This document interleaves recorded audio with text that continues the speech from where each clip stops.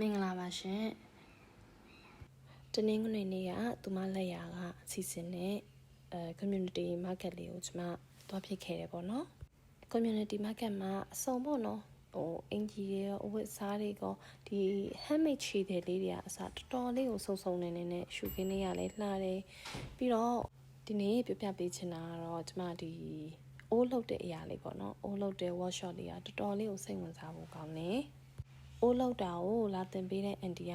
ဆက်စုခဲ့တာပေါ့20ရနေလာတင်ပေးတာတဲ့သူကအိုးလောက်ရင်းနဲ့တင်ခွင့်ရခဲ့တာစိတ်ရှည်မှုပေါ့နော်အိုးတစ်ခုရဖို့အတွက်မြေကြီးအနေထားရွှွစေးအနေထားပြီးတော့လက်အနေထားအောက်ကခြေထောက်ကနင်းရတယ်နင်းပြအနေထားအများစွာနဲ့ကျမတို့ရဲ့ရေကလေးကိုစွတ်ပြီးတော့အိုးလေးကိုပြန်ပြီးတော့ပြန်ကိုင်းအိုးလေးကိုပြန်ပြီးတော့ကိုလိုချင်တဲ့ပုံသဏ္ဍာန်ရဖို့အတွက်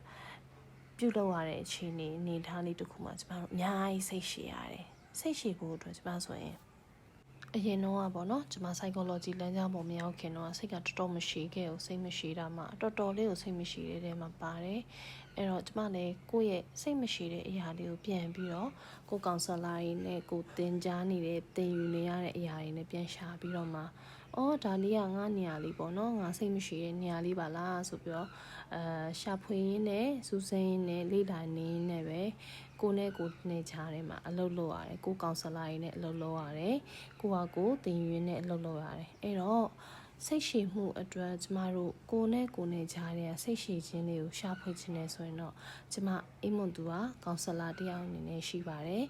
TBSI technique နဲ့ individual counseling session လေးတွေကို